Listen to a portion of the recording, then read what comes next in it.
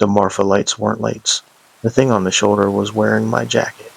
I know because I could see the tear on the left elbow from when I caught it on a trailer latch in Odessa 3 days prior. I was still wearing that same jacket, sitting in my cab at 65 miles per hour on Highway 67, and the figure watching me pass was wearing it too. I'm not trying to convince anyone of anything here.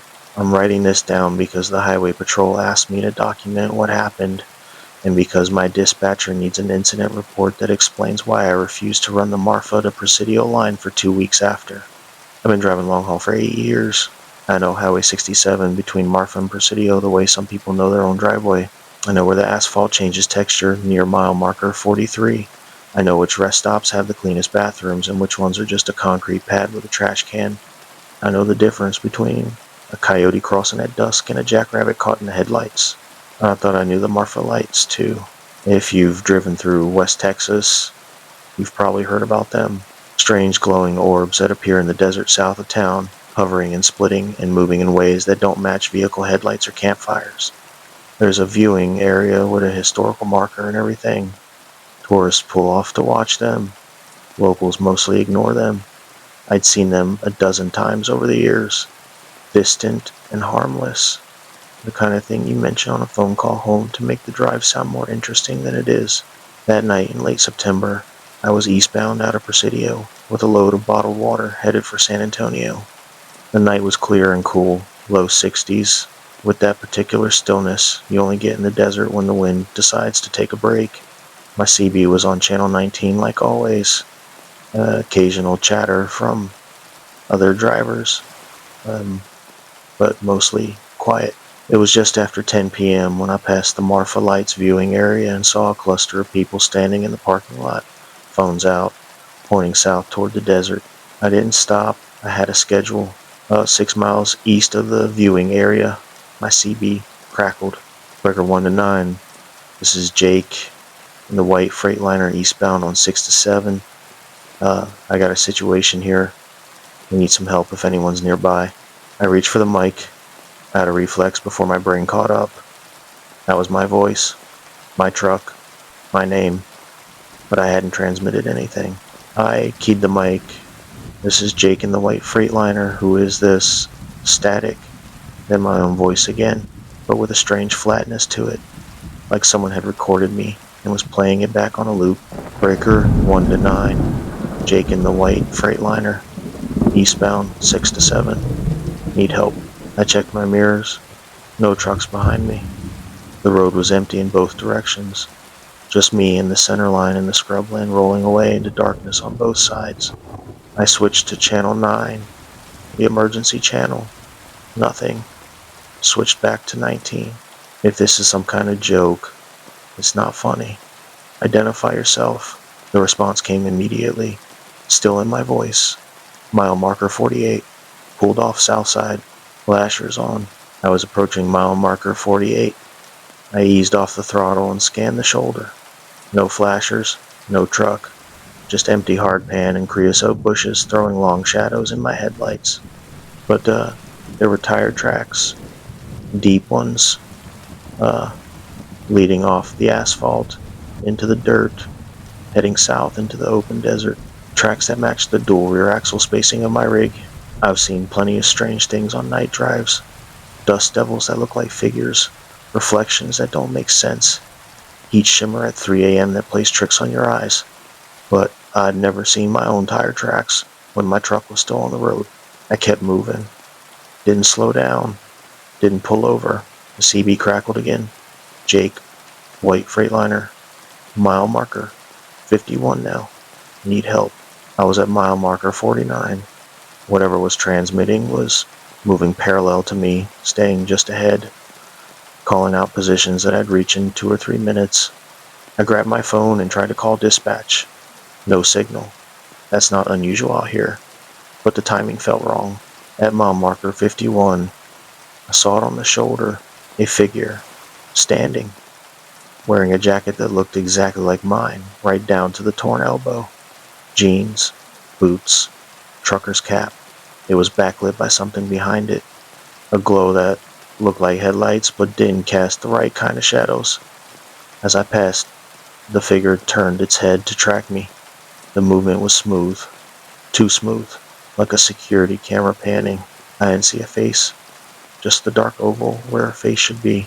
My CB came alive again, but this time it wasn't my voice. It was Eddie, another driver I knew who ran the same routes. Eddie's voice was tight with confusion. Breaker 1 to 9. This is Eddie in the blue, Peterbilt westbound. I just got a call from Jake saying he needed help at mile marker 54. But Jake, if you're hearing this, I just passed you going the other direction about 10 minutes ago. You were fine. What's going on? I keyed the mic. Eddie, this is Jake. I didn't call you. Stay on the highway. Do not pull over. Do you copy? Silence. Then Eddie's voice, quieter. Copy that. What the hell, man? Just stay on the asphalt. I'll explain later. I pressed the throttle and brought my speed up to 70. The posted limit was 75, but I didn't want to push it. The last thing I needed was to clip something in the dark or blow a tire. The highway out here is straight for long stretches, but it has sections with dips and curves where the road follows the old terrain. I came over a rise and saw lights ahead, not headlights, something else. 3 glowing shapes, hovering about 8 feet off the ground, maybe 100 yards south of the highway. They pulsed slowly, shifting from white to amber to a pale green. Classic Marfa Lights behavior, except these were moving, drifting north toward the road. I had never heard of the lights doing that. As I closed the distance, the shapes resolved into something that made my hands tighten on the wheel. They weren't orbs, they were figures. 3 of them, standing in the desert with that same unnatural glow behind them. They were spaced evenly, like sentries, and they were all facing the highway, facing me. One of them raised an arm. Slow, deliberate, like a wave. I didn't wave back. My CB hissed with static, and then I heard it again. My voice.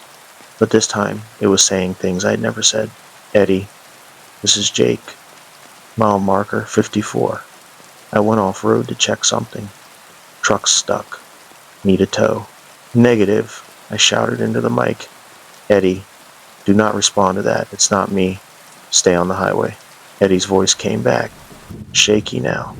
Jake, what is this? I'm at 56 now. Westbound. I don't see you. I don't see anyone. Good. Keep it that way. Don't stop. Don't pull over. Just drive. The 3 figures in the desert started moving. Not walking. Gliding. They stayed parallel to the highway, keeping pace with my truck. 70 miles per hour. They weren't running. They weren't straining.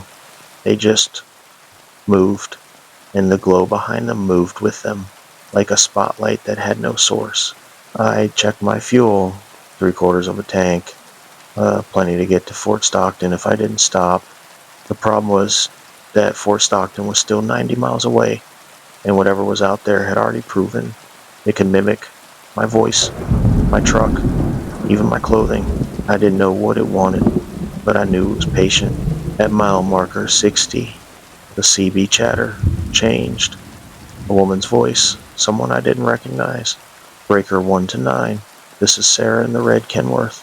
I'm pulled over at mile marker 62 with a flat. Can anyone help?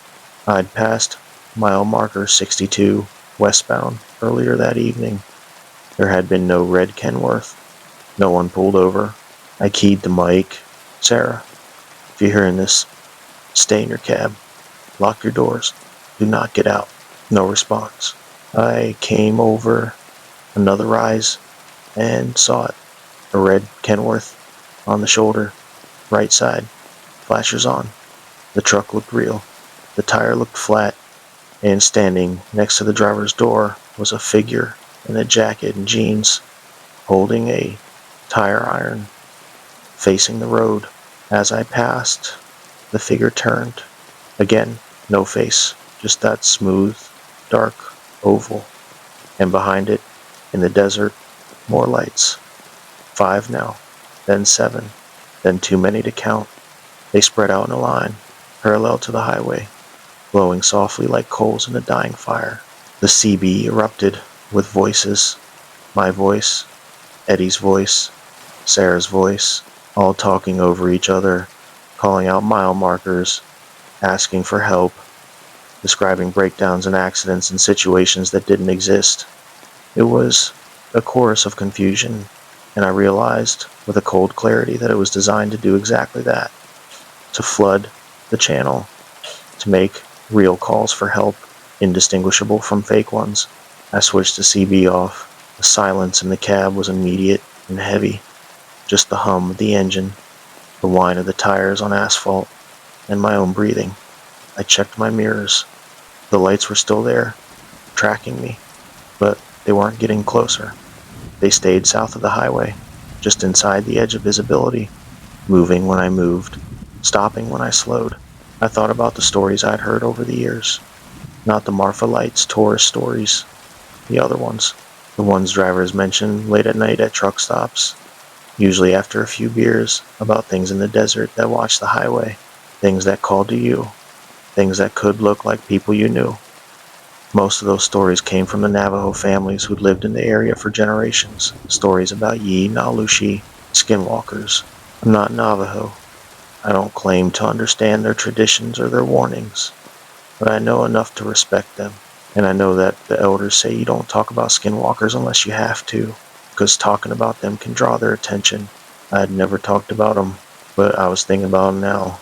At mile marker 70, the highway curves north slightly, following the base of a low mesa. The lights followed the curve, staying parallel. I kept my speed steady, eyes forward, hands locked on the wheel. I wasn't going to stop. I wasn't going to slow down. I wasn't going to give them a reason to come closer. Then I saw the roadblock. 2 trucks, a white Freightliner and a blue Peterbilt, parked nose to nose across both lanes, completely blocking the highway. Flashers on, doors open, no one visible. My truck, Eddie's truck, stood on the brakes. The load shifted behind me, 40,000 pounds of bottled water pressing against the bulkhead. The truck shuddered and slowed, tires screaming, and I felt the ABS kick in as I fought to keep it straight. I stopped about 50 yards short of the blockage, engine idling, every instinct screaming at me to reverse, to turn around, to do anything but sit still. But I didn't move, because I could see them now, standing behind the trucks, a line of figures, maybe 20 of them, all wearing clothes that looked familiar. Jackets, jeans, caps, work boots. They stood perfectly still, facing me, and the glow behind them was brighter now, close enough that I could see it wasn't light at all. It was heat shimmer. The air was bending around them like they were radiating warmth that didn't make sense in the cool desert night. I reached for my CB and flicked it back on. Silence.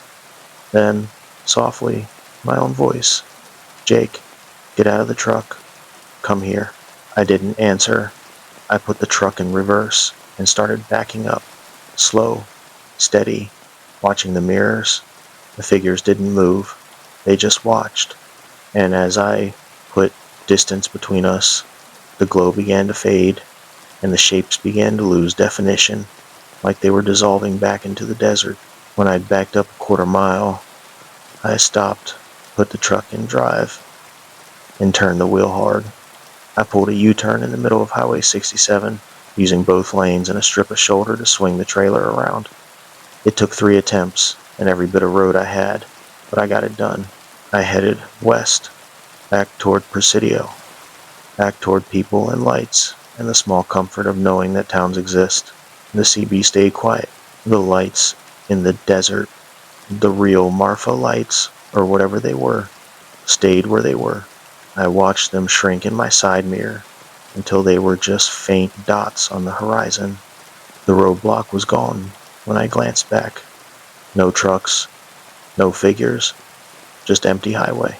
I drove into Presidio at 11:30 p.m. and pulled into the first gas station I saw. I parked under the brightest lights I could find, locked the cab, and went inside. The attendant was a young guy, maybe 20, reading something on his phone. He looked up when I walked in. "You okay, man?" You look like you saw something. I need to use your phone, I said. Mine's not working. He handed me the cordless from behind the counter. I called dispatch first, told them I was turning around, that I'd explain later. Then I called the Presidio County Sheriff's Office and asked to speak to someone about a highway obstruction on 67 between Marfa and Presidio. The deputy who answered sounded tired. What kind of obstruction? 2 trucks blocking both lanes. Mile marker 70. You there now? No, I turned around. But you need to check it. There was a pause. Sir, we had a unit run that stretched an hour ago. No obstructions reported. Then send them again. Another pause. All right, we'll send someone. Can you describe the trucks? I did. White Freightliner. Blue Peterbilt. Flashers on. No drivers visible. I didn't mention the figures. I didn't mention the lights. I gave him the details that would sound reasonable in a report. He took my name and number and said someone would follow up. I thanked him and handed the phone back to the attendant. What happened out there? The kid asked. I don't know, I said. And that was true. I didn't know. I still don't. I stayed in Presidio that night, parked at a truck stop with sodium lights and security cameras and other drivers nearby. I didn't sleep much. Every time I closed my eyes, I saw that line of figures standing behind the trucks, glowing faintly in the desert heat shimmer that shouldn't have been there. The next morning, I got a call from the Presidio County Sheriff's Office. A different deputy, older voice. He told me they'd checked Highway 67 at mile marker 70. No trucks, no obstructions, no tire tracks leading off the road. He asked if I'd been drinking. I told him no. He asked if I wanted to file a formal report. I told him yes. That report exists. I have a copy. It lists my name, my truck number, the date, the time, and a summary of what I described. At the bottom, in the deputy's handwriting, there's a note. Driver reports possible hallucination or prank. No physical evidence found. Advise caution on night drives. I don't blame him for writing that. It's what I would have written to if I were him. But I know what I saw. I know what I heard. And I know that my voice was calling out on that CB, asking for help, trying to lure other drivers off the highway into the desert where the lights waited. I talked to Eddie 3 days later at a truck stop in Van Horn. He remembered the CB chatter. He remembered my warning. But when I asked him if he'd seen the lights, he said no. He said he kept his eyes on the road and his foot on the throttle, just like I'd told him to. Smart man. I drove the Marfa to Presidio line again 2 weeks later. Daylight run. Clear skies. No problems. I've driven it a dozen times since then. Always during the day. Always with the CB on and my phone charged. I haven't seen the lights again. I haven't heard my voice on the radio. But I don't drive it at night anymore. My dispatcher knows. He doesn't ask why. There's a lesson in this, I think, though. I'm not sure I'm the right person to teach it. If you're driving through West Texas at night and you see something on the shoulder that looks familiar, a truck, a person, a jacket you recognize, don't stop. If you hear someone on the CB asking for help and the voice sounds strange, even if it's someone you know, call it in, but don't go looking. And if you see lights in the desert that move toward the highway instead of away from it, don't assume they're harmless. The desert out here is older than the roads we've cut through it. It has its own rules. And sometimes, late at night, when the wind dies down and the stars press close, those rules assert themselves in ways we don't have names for. I still drive long haul. I still run the West Texas corridors. But I've learned to respect the spaces between towns. The long stretches where your headlights are the only light for miles. The places where your voice on the CB is the only proof that you're not alone. Except, sometimes, you are alone. And sometimes, you're not. If you find yourself on Highway 67 between Marfa and Presidio after dark, keep your speed steady and your eyes forward. Don't answer calls for help unless you can verify them. Don't pull over for figures on the shoulder, even if they look like someone you know. And if you see a white Freightliner with a torn jacket standing next to it, keep driving. That's not me. I'll be long gone by then. And whatever's wearing my jacket, whatever's calling out in my voice, it's not asking for help. It's asking you to stop. Don't If this story stayed with you, if it made you check your mirrors or think twice about that voice on the radio, I'd love to hear about it in the comments. Share your own strange highway experiences, or just let me know you made it through. And if you want more stories like this, stories about the things that watch from the desert and the voices that shouldn't be there, hit that subscribe button. There are more roads to travel and more things waiting along them than you might think. The Palo Duro Canyon trail camera. The figure in frame 37 was wearing my hat, not a hat like mine, my actual hat, the one with the frayed brim and the sweat stain shaped like Texas on the front panel. The hat that was currently sitting on the passenger seat of my truck 2 miles away in the parking lot. The figure was standing at the edge of Lighthouse Trail, facing the camera I'd mounted 3 days earlier, and it was smiling. I need to start at the beginning because the details matter, and because when I tried to explain this to the park ranger, he kept asking me to slow down and repeat things, so I'm writing it all out now, step by step, the way it happened. My name is Michael Vance. I'm 34 years old. I work as a contract wildlife photographer for the Texas Parks and Wildlife Department, shooting documentation and promotional material for state parks across the region. It's steady work. Not glamorous, but it gets me into places most people only see from the marked trails, and it pays enough to keep my gear upgraded and my truck running. I've been doing this for 6 years now, and I've spent time in most of the major parks from Big Bend to Caddo Lake. Palo Duro Canyon is one of my regular stops. It's the second largest canyon system in the United States. 120 miles of layered rock and cap rock formations cutting through the Texas Panhandle just south of Amarillo. In summer, it's brutal. Temperatures over 100 degrees. Exposed trails, very little shade. But in October, when the cottonwoods turn yellow and the air cools down, it's one of the best places in the state to shoot landscape and wildlife work. I've been contracted to update the park's trail documentation and get some fresh wildlife footage for their winter promotional materials. The assignment was straightforward. Set up trail cameras at key points along the major trails, let them run for a week, pull the SD cards, review the footage, and deliver the best clips. I'd done the same job at Palo Duro twice before without incident. I arrived on a Tuesday in mid-October and checked in with the park office. The ranger on duty, a woman named Sandra, gave me my access permit and reminded me of the usual protocols. Stay on marked trails when possible. Mark my camera locations on the park map. Retrieve all equipment before my permit expired. Standard stuff. She mentioned that traffic had been light that week. A few school groups, some retirees and RVs, but nothing close to peak season numbers. That was fine with me. Fewer people meant cleaner footage. I spent Tuesday afternoon scouting locations and setting up 4 cameras, one near the CCC Pavilion to catch early morning light on the canyon walls, one along the Capitol Peak Trail for potential deer and javelina movement, one at the Lighthouse Rock Formation because it's the park's signature landmark and always needs fresh photos, and one deeper in along the Rylander Fork Trail, a less traveled route that follows a seasonal creek bed through a narrow section of the canyon. The cameras I use are standard wildlife units, motion activated, infrared capable, 12 megapixel stills, and 1080p video. They mount to trees or posts with a strap and a ratchet lock.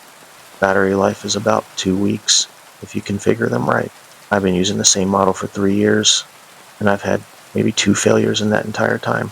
They're reliable. I secured each camera, checked the angle and field of view, and marked the GPS coordinates on my phone. Then I drove back to Amarillo for the night. I don't usually camp in the parks I'm working. I prefer a motel bed and a hot shower after a day of hiking, and Amarillo is close enough that the drive doesn't eat into my schedule. Wednesday, came back and set up 3 more cameras, one near the Paseo del Rio Trail, one at the fork where the Sunflower Trail splits north, and one along the ridge above the canyon floor where I'd seen hawk activity on previous trips. 7 cameras total, spread across the park, all set to capture motion from dawn to dusk and switch to infrared after dark. By Thursday, I was done with setup and spent the day shooting handheld work. Wide landscape shots, close-ups of the rock strata, detail work on the autumn foliage. The weather was perfect. Clear skies, low 60s, light breeze. I passed a few hikers on the main trails, exchanged the usual nods and small talk, and saw a park maintenance crew working on a section of split rail fence near the visitor center. It was a normal week. Quiet work, the kind of assignment where you fall into a rhythm and let the location do the heavy lifting. On Sunday, I start pulling the cameras. I always start with the farthest units first and work my way back toward the parking area. It's more efficient that way. You're not backtracking. I hiked out to the Rylander Fort camera around 9 a.m., pulled the SD card, swapped in a fresh one, and moved on. By noon, I'd collected all 7 cards and had them in a padded case in my pack. I grabbed lunch in Canyon, the small town just outside the park, and then drove back to Amarillo to start the review process. That's the part of the job most people don't think about. For every hour of setup and hiking, there are 3 or 4 hours of sitting at a laptop, scrubbing through footage, tagging the good clips, and deleting the false triggers. Branches moving in the wind, shadows shifting, birds landing too close to the lens. You get a lot of junk for every usable minute. I started with the CCC Pavilion camera, mostly empty frames, few mule deer at dawn, a park ranger walking the trail at dusk. Nothing unusual. I tagged 2 clips and moved on. The Capitol Peak camera had more activity. Javelina moving through in a group of 5. A road runner that walked directly up to the lens and stared into it for 30 seconds like it was trying to figure out what it was looking at. A coyote trotting past at sunrise. Good stuff. I tagged 6 clips and moved to the next card. The Lighthouse Rock camera had the most foot traffic, which I expected. It's the park's most popular trail, a short hike to a distinctive rock formation that looks like a lighthouse when the sun hits it right. I scrubbed through a dozen groups of hikers, families, couples, solo walkers, all moving at normal speeds, all staying on the trail. Then I reached frame 37. The timestamp read Thursday, October 12th, at 3:42 p.m. The figure was standing about 15 feet from the camera, just off the trail, facing it directly. Male build, tall, wearing jeans, a dark jacket, and a baseball cap. The cap had a frayed brim and a visible sweat stain on the front. My cap, the one I'd been wearing that same afternoon while I was shooting handheld work 2 miles away on the canyon floor. I paused the frame and leaned closer to the screen. The figure's face was wrong. Not deformed or monstrous, just wrong. The features were there. Eyes, nose, mouth. But the proportions didn't sit right. The eyes were too far apart. The mouth was too wide. The skin had a waxy, smooth quality that made it look like a mask. But I could see the edges where it met the hairline and the neck, and there was no seam. And it was smiling. A broad, even smile that showed too many teeth. I checked the timestamp again, 3:42 p.m. on Thursday. I pulled up my phone and scrolled through my photos. At 3:38 p.m. on Thursday, I had taken a picture of the canyon wall near the Paseo del Rio trail. At 3:51 p.m., I had taken another shot from the same location. I had been 2 miles south of the Lighthouse Trail camera, shooting on foot, wearing the hat that was now on the figure in the frame. I told myself it was someone wearing a similar hat. People buy the same brands. Sweat stains happen, but the frayed brim, the specific shape of the stain, the faded Texas outline that I had traced with my thumb 100 times while I was thinking, those details were exact. I advanced to the next frame. The figure had moved. Not walked. Moved. It was now 10 feet closer to the camera. Still facing it. Still smiling. The timestamp was 3:42 p.m. and 6 seconds. A motion-triggered camera shoots stills and bursts when it detects movement, usually 1 or 2 frames per second. This figure had covered 5 feet in 6 seconds without appearing to take a step. The legs were in the same position. The arms were at the same angle. Only the distance had changed. I felt something cold settle into my stomach. I kept advancing. Frame 39. 3:42 p.m. 12 seconds. The figure was 5 feet from the camera now. The smile was wider. I could see the individual teeth. Too white, too even, like they'd been carved from bone and polished. Frame 40, 3:42 p.m., 18 seconds. The figure's hand was reaching toward the lens. Long fingers, too many joints. The hand filled half the frame. Frame 41, 3:42 p.m., 20 seconds. Static. The entire frame was a wash of gray and white noise, like the camera had malfunctioned or the SD card had corrupted. Frame 42, 3:42 p.m., 31 seconds. The trail was empty. No figure, no hand. Just a normal view of the lighthouse trail with two hikers in the distance, walking away from the camera, completely unaware of what had been standing there moments before. I sat back from the laptop and stared at the screen. I've reviewed thousands of hours of trail camera footage. I've seen cameras glitch. I've seen SD cards fail. I've seen animals move in ways that look unnatural until you slow the footage down and realize it's just the frame rate creating an illusion. But this wasn't a glitch. The figure had been there.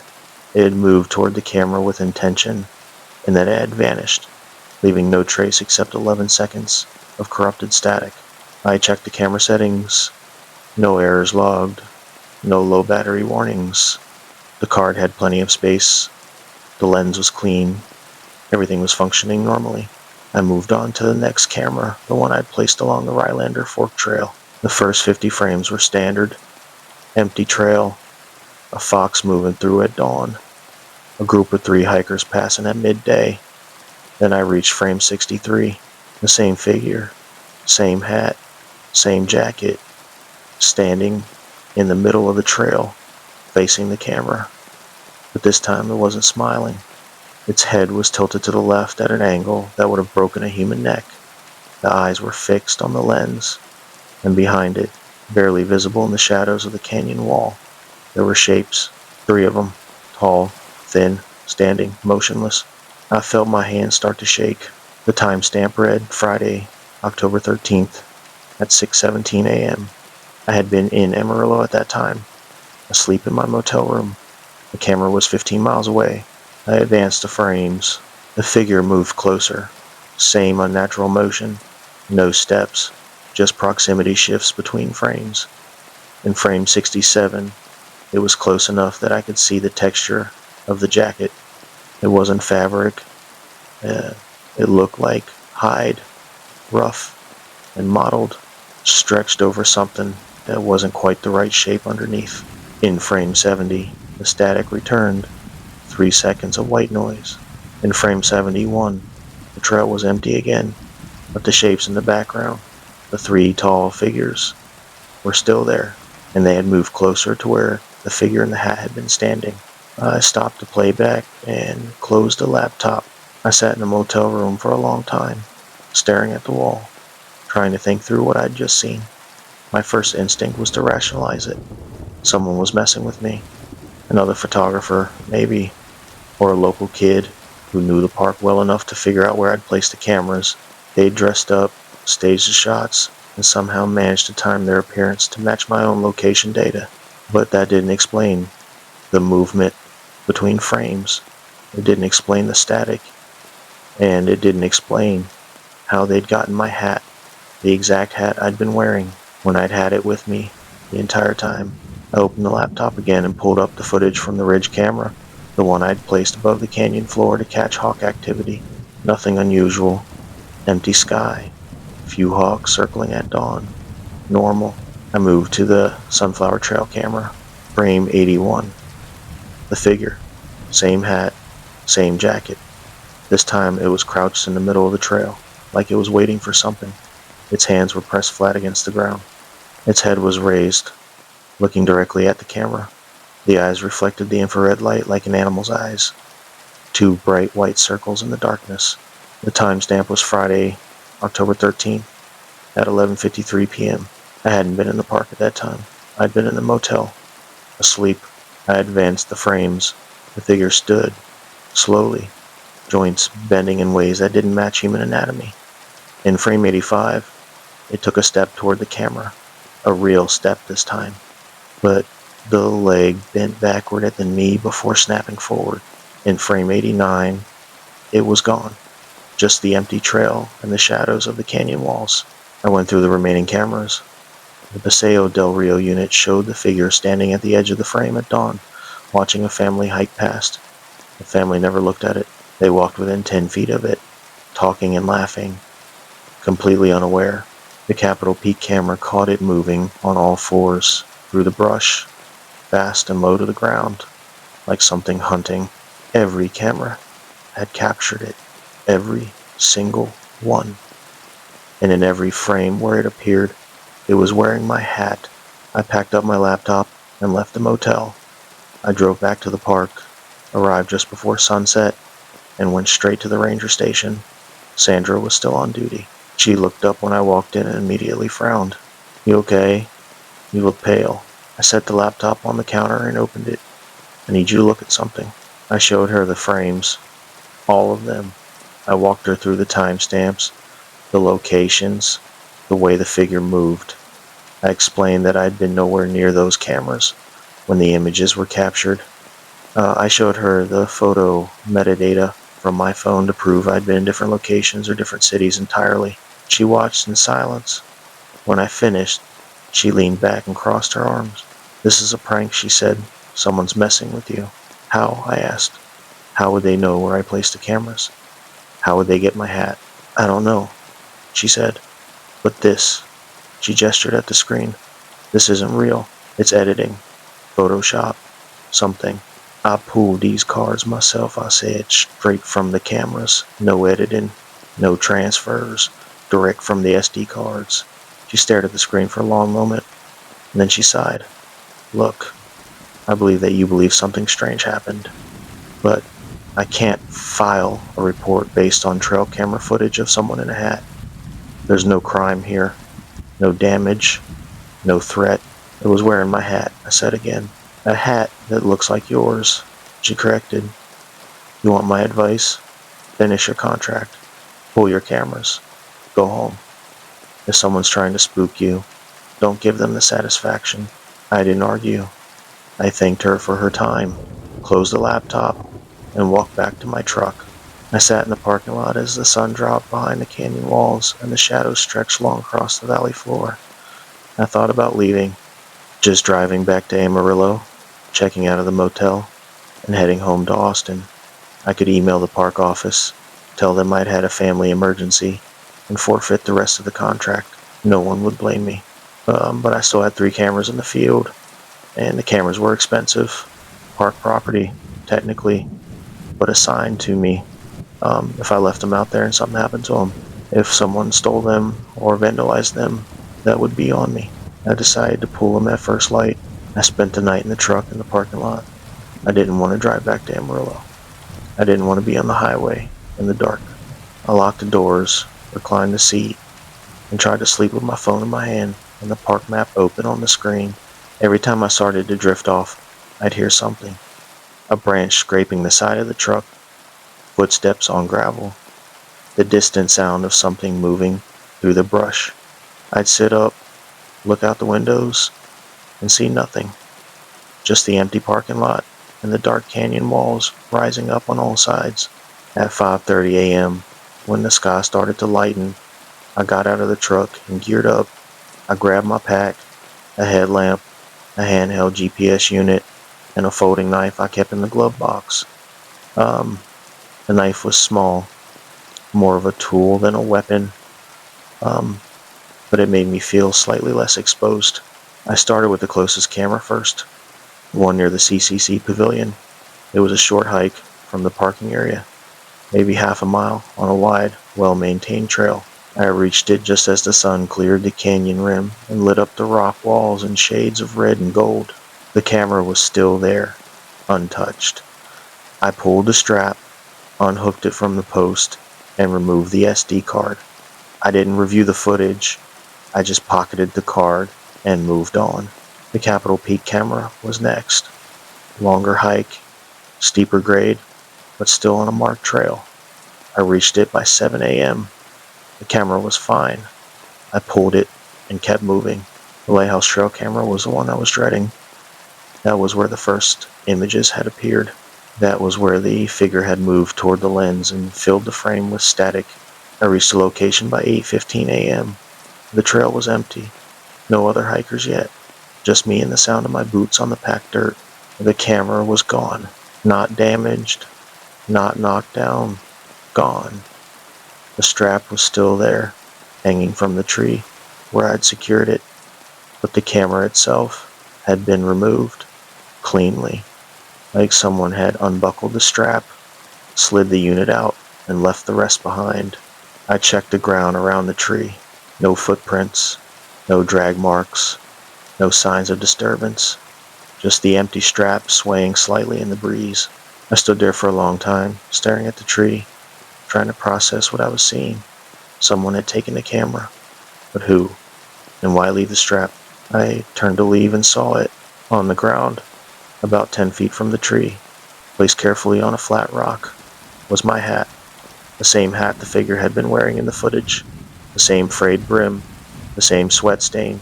I stepped closer. The hat looked real. It looked exactly like mine. But my hat was in the truck. I'd left it on the passenger seat before I started the hike.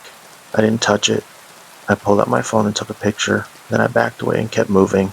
The remaining cameras came down without incident. The Paseo del Rio unit was where I'd left it. The Sunflower Trail camera was intact. The Ridge camera was fine. By 10:30 a.m., I had all the units, except the missing lighthouse camera, packed in my truck. I drove to the ranger station and found Sandra again. I showed her the photo of the hat on the rock. I explained that the camera was missing, but the strap was still there. I asked if anyone had reported seeing someone tampering with park equipment. She made a note in her logbook and said she'd file a report for the missing camera. She didn't ask about the hat. I left the park that afternoon and drove straight to Austin. I didn't stop in Amarillo. I didn't stop for food. I drove 6 hours with my hands locked on the wheel and my eyes checking the rearview mirror every few minutes. When I got home, I pulled the SD cards and backed up all the footage to an external hard drive. Then I went through every frame, one by one, cataloging what I'd seen. The figure appeared in 63 frames across 6 different cameras. It was always wearing the hat. It was always facing the camera. And in the final frames from each camera, the ones captured right before I pulled the units, it was always closer than it had been before.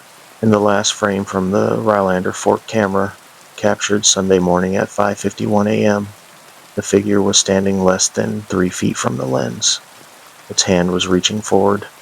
The fingers were elongated and tipped with something dark. The face was tilted down, looking directly into the camera, and the smile was gone. The mouth was open, wide, too wide, and inside, instead of teeth, there was just darkness. I didn't submit that footage to the Parks and Wildlife Department. I sent them the clean clips, the deer, the javelina, the hawks, the landscape shots. I told them one camera had been stolen, and I'd filed a report with the park. They deducted the cost of the unit from my contract payment. I didn't argue. I haven't been back to Palo Duro Canyon since then. I've turned down 2 follow-up contracts. When people ask why, I tell them I'm focusing on other regions. That's not entirely untrue. I still have the footage. All of it. I've watched it more times than I should have, trying to make sense of what I captured, trying to convince myself there's a rational explanation, but I keep coming back to the same thing. The figure knew where the cameras were. It knew I was the one who placed them. It took my hat, or something that looked exactly like it, and it made sure I saw it. In every frame, in every location, it was watching me through the lens. And in that final frame, when it was close enough to touch the camera, it wasn't smiling anymore.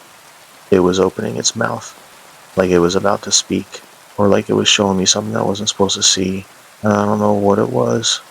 I read the stories about things in the desert, things that can look like people, things that watch trails and mimic voices and lead you away from safety. The Navajo have a name for them.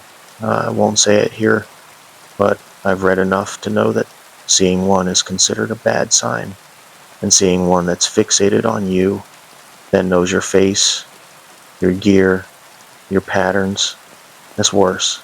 I've thought about destroying the footage, wiping the hard drive, pretending it never happened, but I keep it because it's proof. Not proof that will convince anyone else, but proof for me. Proof that I'm not losing my mind. Proof that something was out there, moving between my cameras, watching me work, waiting for something. I don't know what it wanted. I don't know why it took the camera from the lighthouse trail, and I don't know why it left the hat on the rock where I'd find it, but I know I'm not going back to find out. If you're planning a trip to Palo Duro Canyon, go. It's beautiful. It's safe. Thousands of people hike those trails every year without incident. But if you're out there and you see something wearing clothes that look too familiar, a hat you recognize, a jacket that seems out of place, don't assume it's just another hiker. And if you're setting up trail cameras for work or research, check your footage carefully, not just for the wildlife you're trying to capture, but for the things that might be watching you back. I still shoot wildlife photography. I still work for Parks and Wildlife, but I've changed my protocols. I don't set cameras in remote locations anymore.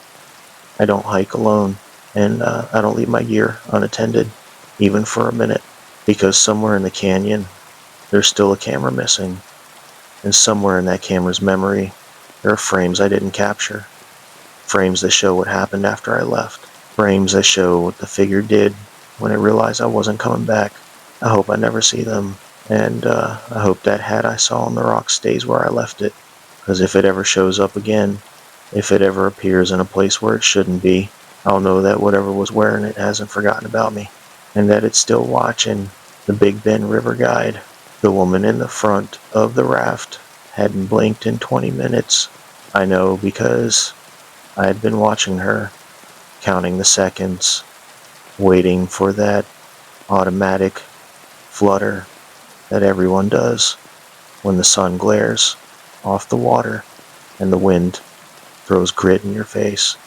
She just stared downstream, hands resting on the gunwale, shoulders perfectly still, while the rest of the group talked and pointed at the canyon walls rising on both sides of the Rio Grande. When she finally turned to look at me, her eyes were completely dry. My name is Cole Brennan. I'm 31 years old, and I've been running river trips out of Terlingua for the past 7 years. I guide rafting tours through the canyons of Big Bend, mostly the lower canyon section of the Rio Grande, which is about 80 miles of remote desert river cutting through limestone walls that rise 300 feet on either side. It's some of the most isolated country in Texas. No cell service, no roads, no way out except downstream or a very long hike back through terrain that'll kill you if you're not careful. I love it. Always have. There's something clarifying about being that far from everything. About navigating rapids by feel and memory. About sleeping under stars so bright they look like holes punched in a black canvas. It's honest work, hard work, and most days, I feel like the luckiest guy in the state. Most days. This trip started normal.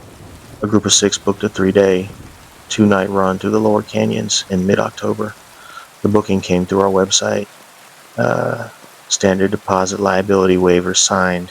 Gear list confirmed. The group said they were friends from San Antonio celebrating a birthday. Ages range from late 20s to early 40s. Experience level, beginner to intermediate. Nothing unusual. I met them at the put-in site near La Linda on a Thursday morning. The sky was clear, temperature in the low 70s, river running smooth at about 900 cubic feet per second. Perfect conditions. I did my usual pre-trip briefing, safety protocols, what to expect, how to read my hand signals, what to do if someone goes overboard. Everyone seemed attentive. They asked good questions. They had the right gear. The woman who hadn't blinked was named Sarah. At least, that's the name on the waiver. She was tall, maybe 5 to 10, with long dark hair pulled back in a braid, sunglasses that covered half her face, and a sun shirt with long sleeves despite the heat. She smiled when I introduced myself, shook my hand with a grip that was just a little too firm, and said she was looking forward to the trip. Her voice was fine, normal pitch, normal cadence, but something about the way she held eye contact made me glance away first. That never happens. I've stared down drunk tourists and nervous first-timers and people who thought they could argue with me about river safety. I don't break eye contact, but with her, I did. We loaded the rafts, two 14-foot rigs, 3 people per boat, plus me and my assistant guide, a guy named Tommy, who'd been running rivers with me for 2 seasons. Tommy took the second raft with Sarah and 2 others, a couple named Daniel and Kim. I took the remaining 3, a guy named Brian who said he was the birthday boy, and 2 friends of his, Jason and Rebecca. We pushed off at 9 a.m. and let the current carry us into the canyon. The first few hours were textbook. Smooth water, easy paddling, stunning scenery. The canyon walls rose around us in layers of white and gray limestone, stacked like pages in a book. Hawks circled overhead. The sun tracked across the sky and through shadows that changed the shape of the rocks every hour. I pointed out petroglyphs on the Mexican side, faded handprints and geometric patterns left by people who'd lived along this river long before there were borders or names for countries. At 11:30, we stopped at a gravel bar for lunch. I beached the rafts, unloaded the coolers, and set up a simple spread. Sandwiches, fruit, chips, water. Everyone stretched, walked around, took pictures. Normal tourist behavior. Sarah stood at the edge of the gravel bar, looking upstream, not at the canyon walls, not at the river, just upstream, like she was watching for something. I walked over to check if she needed anything. "You doing okay?" I asked. She turned, smiled. "Fine. Just enjoying the view." "And it's something, isn't it?" "Yes," she said, but she wasn't looking at the canyon. She was looking at me. And again, I felt that small, uncomfortable pull to break eye contact. "Let me know if you need anything," I said, and walked back to the coolers. Tommy sidled up next to me while I was refilling water bottles. "Hey, you notice anything weird about Sarah?" "Like what?" "I don't know. She hasn't said much, hasn't asked any questions, and she keeps staring at the back of my head. I can feel it. She's probably just quiet," I said. "Some people don't talk much on trips." "Yeah," Tommy said, but he didn't sound convinced. We finished lunch, packed up, and got back on the water. The river picked up speed as we entered a section with tighter turns and a few small rapids. Nothing technical, class 2 at most, but enough to require focus and communication. I called out commands. The group paddled in sync, and we rode the waves clean. That's when I noticed the footprints. We'd beached for a break at another gravel bar around 3 p.m. I hopped out to secure the rafts and saw them immediately. Bare footprints in the sand, leading from the water's edge up toward the canyon wall and then back down. Fresh prints. The edges were clean, no slump, no erosion. They'd been made recently, within the last hour or 2. I looked upstream. We were the only group on the river that day. I had confirmed it with the Park Service before we launched. No other permits had been issued for the lower canyons, and we hadn't passed anyone. The river only flows one direction here, and we'd been on it all morning. Tommy saw me staring. "What's up? Look at these." He crouched next to the prints. "Bare feet. Who hikes barefoot out here?" "No one," I said. "Not in October. Not in this terrain." The prints were long, maybe size 12 or 13, with toes that spread wide like they'd never been in shoes. The stride was long too. Whoever made them had been moving fast. "Could have been here yesterday," Tommy said, "before we launched." Maybe, but I didn't believe it. The sand was damp near the prints, and the river hadn't risen. These were fresh. I glanced at the group. They were stretched out along the bar, hydrating, adjusting their gear. Sarah was standing at the far end again, looking upstream, hands at her sides, perfectly still. "Let's keep moving," I said. We paddled another 2 hours and reached our campsite just before sunset.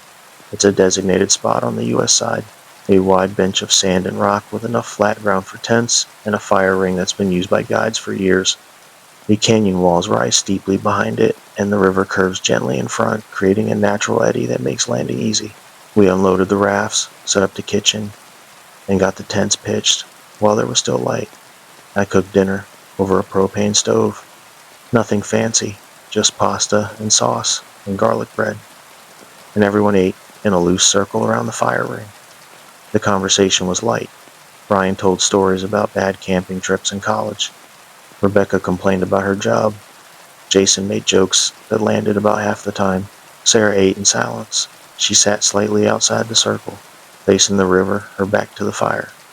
I watched her a few times and noticed she wasn't eating so much as moving food around on her plate. When she finally set it down, it looked like she'd taken maybe 3 bites. After dinner, I did the standard camp talk, bathroom protocol, dig a hole, bury it, pack out the paper, wildlife safety, no food in tents, hang anything scented from the bear line, even though there aren't really bears this far south. River sounds at night. The water can be loud. Don't let it spook you. And the rule I always emphasize, stay in camp after dark. No wandering, no exploring. The canyon is dangerous at night, and if you get hurt, we're a long way from help. Everyone nodded. Everyone except Sarah, who was still staring at the river. By 9 p.m., the group had retired to their tents. Tommy and I stayed up to secure the gear and bank the fire. We didn't talk much. We were both tired, and there's a comfortable rhythm to end-of-day camp work that doesn't need words. I was tying down the last dry bag when I heard it singing, faint, distant, coming from upstream. A voice, high and clear, carrying over the water. The melody was unfamiliar, not quite a tune, more like a chant with rising and falling notes. It didn't sound human, not quite, but it didn't sound like wind either. Tommy heard it too. He froze, holding a tent stake in one hand. What is that?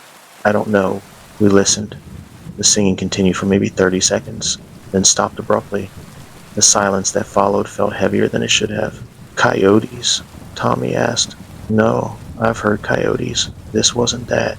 We stood there for another minute, waiting for it to start again. It didn't. Just the river, and the breeze, and the faint crackle of the banked fire. I'm going to bed, Tommy said. Wake me if anything weird happens. Define weird. He laughed, but it was a tight laugh. You'll know it when you see it. I stayed up another hour, sitting by the fire, listening. The singing didn't return, but I kept feeling like something was watching from across the river, or something just out of range of the firelight. I told myself it was my imagination, that the canyon plays tricks on you at night, that shadows move and your brain fills in shapes that aren't there. But I've been doing this job for 7 years. I know what my imagination feels like, and this felt different.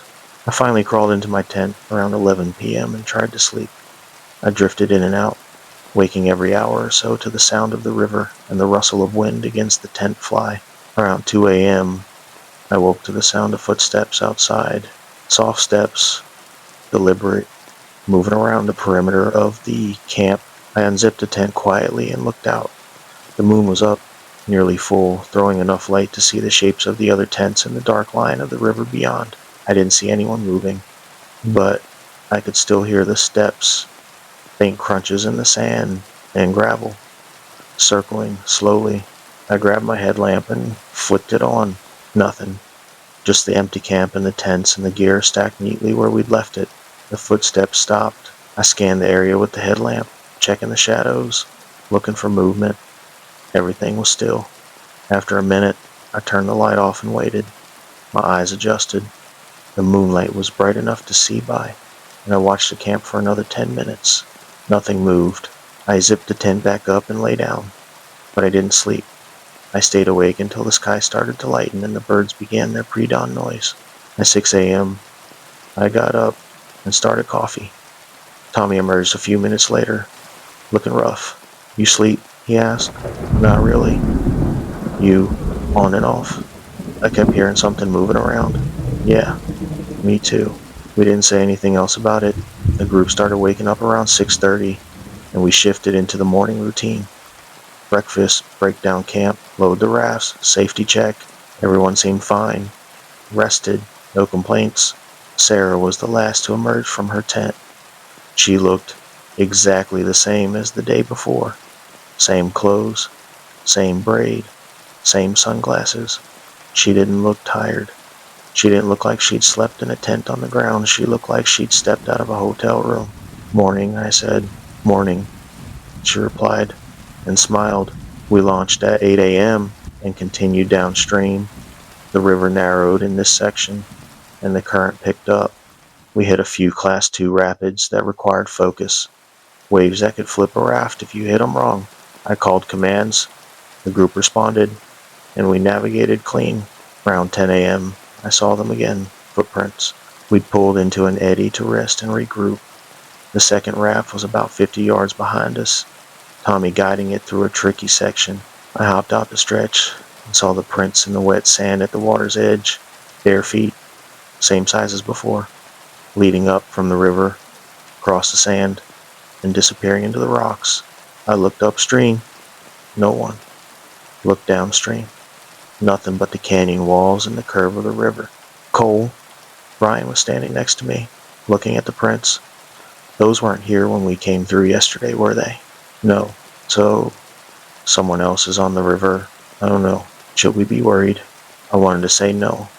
I wanted to tell him it was probably just a local from one of the ranches on the Mexican side, someone who knew the river and was moving through the area. But the prints were too fresh, and they were always ahead of us, like something was pacing our group, staying just out of sight, leaving markers to let us know it was there. "We're fine," I said. "Just stay with the group and follow my instructions." He nodded, but I could see the unease in his face. Tommy brought the second raft in and we regrouped. I pulled him aside and showed him the prints. "Again?" he said. "Yeah. Cole, this is weird. I know. What do you want to do?" I thought about it. We were a day and a half into a 3-day trip. Turning back wasn't really an option.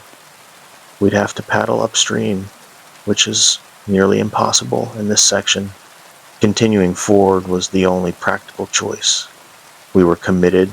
"We keep moving," I said, "but we stay tight. No one wanders off. And tonight, we set a watch. You think something's following us?" "No, know what I think. But I'm not taking chances." We got back on the water and paddled through the afternoon. The canyon deepened. The walls rose higher, blocking the sun, and the air cooled. We passed through sections where the river narrowed to barely 30 feet across, the current fast and technical, requiring constant adjustments. I was so focused on navigation that I almost missed it. Sarah was leaning forward in Tommy's raft, her hand trailing in the water. That's not unusual. People do it all the time. But she wasn't moving her hand. It was just there, submerged, fingers spread, completely still. And the water around her hand was moving wrong. It was swirling, creating a small eddy that shouldn't have been possible in flat current. I watched for a minute. The eddy grew. I started to pull at the raft, dragging it sideways. "Tommy," I shouted. "Pull her hand out." Tommy looked confused, but he leaned over and grabbed Sarah's wrist. The moment he touched her, she jerked her hand back like she'd been burned. The eddy collapsed. The water smoothed out. Sarah turned and looked at me, even from 30 feet away, even with her sunglasses on. I felt the weight of that stare. We beached for the night at the second designated campsite, a smaller bench, less flat ground, but adequate. The group was tired. The day had been long, the paddling harder than expected, and everyone was ready to stop. I set up camp with Tommy's help while the group rested. We cooked dinner quickly, just rice and beans and some pre-cooked chicken. The conversation around the fire was muted. People ate, cleaned their plates, and headed to their tents earlier than the night before. Sarah didn't eat at all this time. She sat at the edge of camp, staring at the river, her back to us. After everyone had turned in, I pulled Tommy aside. "We're setting a watch. 2-hour shifts. You take first, I'll take second. What are we watching for? Anything that doesn't belong." He didn't argue. I crawled into my tent around 10 p.m. and set an alarm for midnight. I didn't expect to sleep, but exhaustion pulled me under almost immediately. I woke to Tommy shaking my shoulder. His face was pale in the moonlight filtering through the tent. "Cole, you need to see this." I followed him out. The camp was quiet. The tents were zipped. The fire had burned down to coals. Tommy led me to the edge of the camp, near the river, and pointed Footprints, dozens of them, bare feet, all different sizes, circling the camp in overlapping loops. They came from the river, moved around each tent, and returned to the water. Some of them were small, child-sized.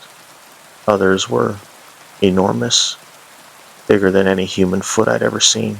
And in the center of the camp, placed carefully on a flat rock next to the fire ring, was Sarah's sunglasses. I looked at Tommy.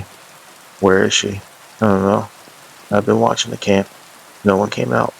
No one went in. I walked to her tent and called her name softly. No answer. I unzipped the fly and looked inside. Empty. Sleeping bag unused. Gear untouched. Check the rafts, I said. Tommy ran to the water's edge. Both rafts are here, tied off. Nothing's missing. I stood in the center of camp, holding the sunglasses, looking at the footprints that circled us like a predator pacing a cage. My hands were shaking. We need to wake the group, I said, and tell them what? The truth. That one of our group is missing and something's been following us. We woke them. It took 10 minutes of explaining, showing them the prints, showing them the empty tent, before they believed us. Brian wanted to search for her. Rebecca wanted to call for help. Jason just stared at the footprints and didn't say anything. We can't search at night, I said. It's too dangerous. We'll wait until first light. What if she's hurt? Kim asked. Then she's been hurt for hours and stumbling around in the dark won't help her. This is insane, Daniel said. People don't just vanish. I know, I said. But she did. We sat by the fire, no one sleeping, watching the darkness beyond the camp. The hours dragged. At some point, Jason said he heard singing again. That same high, distant voice from the night before. But this time it was closer, and it was coming from multiple directions. At 5 a.m., when the sky started to lighten, I heard footsteps approaching from upriver. Slow, deliberate steps on the gravel. We all turned. Sarah walked into camp. Same clothes, same braid, no sunglasses. Her feet were bare and muddy. She stopped at the edge of the firelight and looked at us. Where were you? I asked. Walking, she said. Her voice was flat. Walking where? Upstream. She tilted her head slightly. I couldn't sleep. You've been gone for 7 hours. Have I? She looked genuinely confused. It didn't feel that long. Sarah. Rebecca stood up. Are you okay? You're scaring us. Sarah smiled. I'm fine. Just needed some air. She walked to her tent, unzipped it, and crawled inside. A moment later, we heard the zipper close. No one spoke. Tommy looked at me. We need to get off this river. Now. Agreed. We broke camp in record time. No breakfast, no coffee, just packing gear and loading rafts and getting on the water. The group was silent. Everyone kept glancing at Sarah, who sat in the front of Tommy's raft like nothing had happened. We paddled hard. I pushed the pace, taking risks on the rapids I normally wouldn't take, cutting corners, riding lines that could flip us if we got it wrong. I didn't care. I wanted out of the canyon. I wanted to reach the takeout site and get these people into vehicles and away from whatever was following us. Around noon, we hit the worst rapid of the trip, a Class 3 called Shut Up. It's a narrow chute with a sharp drop and a reversal at the bottom that can hold a raft if you hit it wrong. I'd run it dozens of times. I knew the line. I called commands. The group paddled. We entered the chute clean, rode the tongue, and dropped into the trough. The reversal caught us, spinning the raft sideways. I shouted for a high side. Everyone leaned into the wave, and we powered through. Tommy's raft entered behind us. I watched from the eddy below, waiting to see them clear. They didn't. The raft hit the reversal and flipped. All 3 people went into the water. I saw Tommy surface immediately, gasping, swimming toward the raft. I saw Daniel and Kim pop up a moment later, their life jackets doing their job. I didn't see Sarah. I dove in without thinking. The current pulled me downstream, and I fought to stay oriented. I surfaced, scanned the water, and saw nothing. Dove again. The water was murky, full of silt, and I couldn't see more than a few feet. I came up for air, and dove again. On the third dive, I saw her. She was standing on the bottom of the river, not floating, not struggling, standing. Her eyes were open.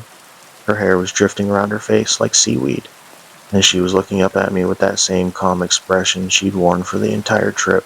Then she smiled and pushed off the bottom. She moved through the water faster than any person should be able to move. She came straight at me, hands reaching, mouth opening, and I saw that her teeth were wrong. Too many, too sharp, rows of them, like a shark's. I kicked backward, broke the surface, and screamed. Tommy grabbed me and hauled me toward the raft. Where is she? Get everyone out of the water. Now. He pulled Daniel and Kim into my raft. Tommy climbed in behind them. We paddled toward the flipped raft, got lines on it. I started to ride it. Where's Sarah? Kim was crying. Is she okay? I didn't answer. I kept scanning the water, waiting for her to surface. She never did. We searched for an hour. We paddled every eddy, checked every gravel bar, called her name until our voices gave out. The river gave us nothing. No body, no gear, nothing. We had no choice. We continued downstream to the takeout site, called the authorities from the ranger station, and filed a report. Park rangers and Border Patrol searched the river for 3 days. They found Tommy's flipped raft. They found Sarah's dry bag, still strapped in, completely dry despite having been underwater. They never found Sarah. The official report lists her as missing, presumed drowned. The rest of the group gave statements. Everyone told the same story. The raft flipped. She went under. She didn't come back up. No one mentioned the footprints. No one mentioned the singing. And I didn't mention what I saw at the bottom of the river. I quit guiding a week later. Tommy quit the same day. We didn't talk about it. We just stopped. I still live in Terlingua. I see the river every day. And sometimes, late at night, I hear singing coming from the canyon. That same high, distant voice carrying over the water. I don't go near the river anymore. And I don't take contracts. Because I know now that not everyone who signs a waiver is human. And some things that walk into the canyon don't walk out the same way. If you're planning a river trip through Big Bend, go. It's beautiful. But if someone in your group starts acting strange, if they stare too long, if they don't blink, if they walk away at night and come back with no explanation, get off the river. Paddle hard. Don't stop. Don't look back. Because the Rio Grande is old, and the things that live along it are older still, and they don't always stay in the water. If this story made you think twice about your next river trip, if it made you check the faces of the people in your raft, leave a comment and let me know. And if you want more stories about the things that hide in wild places, the things that smile with too many teeth, hit subscribe, because the rivers run deep in Texas, and not everything that moves through them is current. The Guadalupe Mountains Night Hiker. I found my tent a quarter mile from where I'd pitched it. Same color, same brand, same rip in the rainfly from a branch I'd snagged 2 months ago in the Davis Mountains. It was set up perfectly, guy lines taut, stakes driven at the correct angle, vestibule oriented away from the prevailing wind, everything exactly the way I would have done it, except I was standing next to my actual tent, the one I'd set up an hour earlier, with my gear still inside. There were 2 of them now. My name is Marcus Webb. I'm 29 years old, and I work as a GIS analyst for an environmental consulting firm in El Paso. It's desk work mostly, mapping habitat corridors, analyzing land use patterns, generating reports that other people present. It pays well enough, and it gives me the flexibility to take long weekends and disappear into the mountains when the office starts to feel like a trap. I've been a solo backpacker for 6 years. I prefer it that way. No coordinating schedules, no compromising on pace or distance, no forced conversation when all you want to do is sit quietly and watch the light change on the rocks. Some people think solo hiking is dangerous or lonely. I think it's the only way to actually see a place instead of just passing through it. The Guadalupe Mountains sit in far west Texas, right on the New Mexico border. Guadalupe Peak is the highest point in the state at 8,649 feet. The park itself is small, about 86,000 acres, but it's rugged. Desert scrub at the lower elevations, ponderosa pine and Douglas fir higher up, and limestone cliffs that look like they've been standing since the earth cooled. It's not heavily trafficked. Most people who visit do the day hike to the peak and leave. Backpackers are rare, especially in October when the temperatures start to drop and the winds pick up. I'd planned a 2-night loop up to the backcountry campsite at Pine Top, about 6 miles in, then another 8 miles to Bush Mountain, and finally back down to the trailhead. Total distance around 20 miles. I'd hiked sections of it before, but never the full loop. I had 3 days off work, good weather in the forecast, and no reason not to go. I started from the Pine Springs trailhead on a Friday afternoon in mid-October. The parking lot was nearly empty, just my truck and a minivan with Colorado plates. I signed the trail register, checked my pack straps, and headed up the Guadalupe Peak Trail at 2:15 p.m. The first few miles are brutal. Steep switchbacks, loose rock, full sun exposure. You gain about 3,000 feet in the first 4 miles, and if you're not acclimated to the elevation, it'll break you. I took it slow, found my rhythm, and stopped every 20 minutes to hydrate and check my bearings. By the time I reached the junction where the trail splits toward the peak and toward Pine Top, it was close to 5 p.m., and the sun was starting its slide toward the western ridges. I took the Pine Top spur and followed it northeast, through a section of mixed pine and juniper. The trail leveled out, the grade eased, and I started to relax into the hike. The air smelled like resin and dry earth. The light was golden. I could hear the wind moving through the trees, but couldn't feel it yet. That would come after dark when the temperature dropped and the mountain exhaled the heat it had stored all day. I reached the Pine Top campsite at 6:30 p.m. It's a small clearing with space for maybe 3 tents, a fire ring that hasn't been used in years because fires are prohibited, and a view that opens to the south where you can see the salt flats stretching toward the horizon like a white scar. The nearest campsite is 2 miles away. There's no water. You carry everything in and everything out. I was alone, or I thought I was. I set up my tent on the east side of the clearing, staked it down, and hung my food bag from a low branch about 50 yards into the trees. Then I sat on a flat rock, ate a cold dinner, tortilla, peanut butter, dried fruit, and watched the sun drop.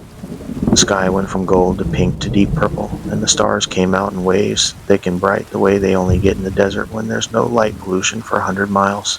By 8 p.m., it was full dark. I brushed my teeth, changed into my sleep clothes, and crawled into the tent. I was tired in that good, clean way you get after a long day of physical work.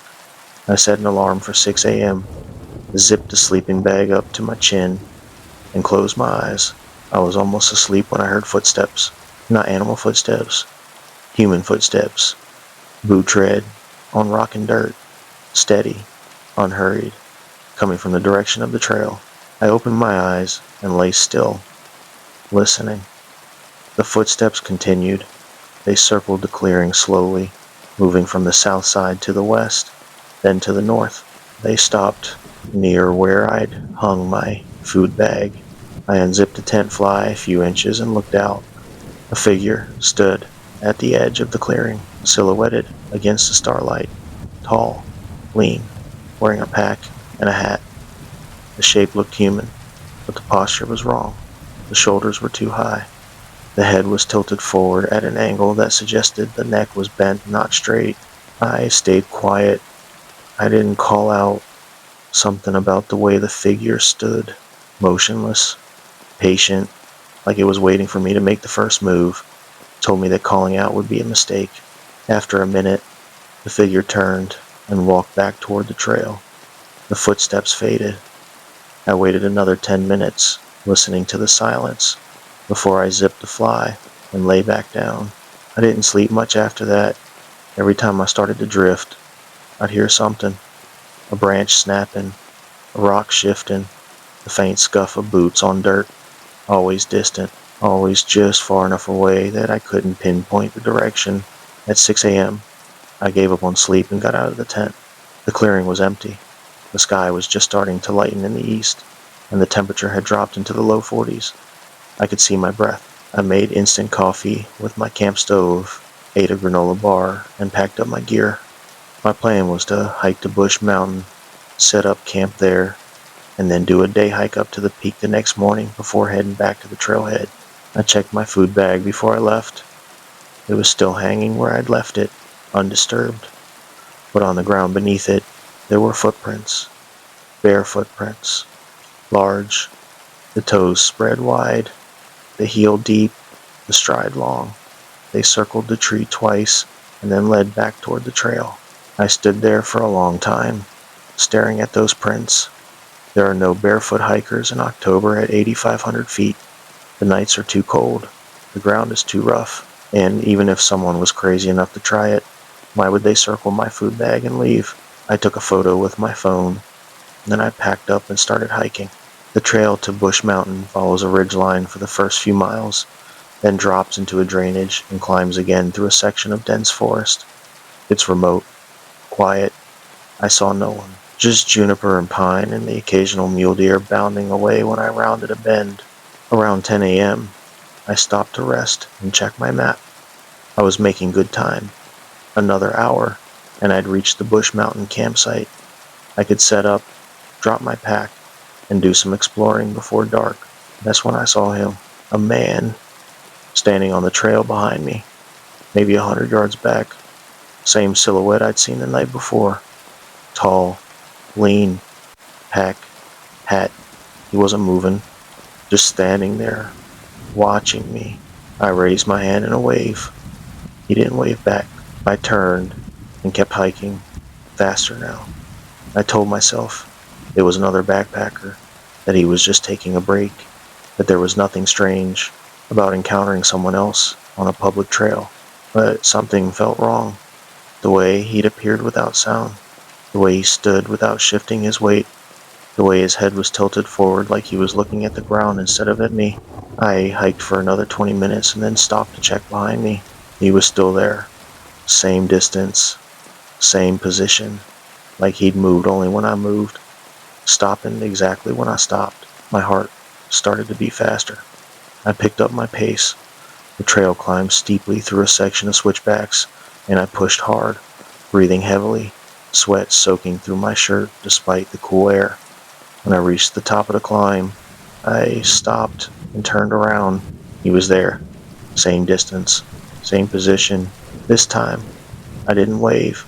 I cut my hands around my mouth and shouted, "Hey, can I help you?" My voice echoed off the canyon walls and faded. No response. The figure didn't move. I started running. Not a full sprint. The trail was too rough, and my pack was too heavy. But a fast jog that ate up distance. I didn't look back.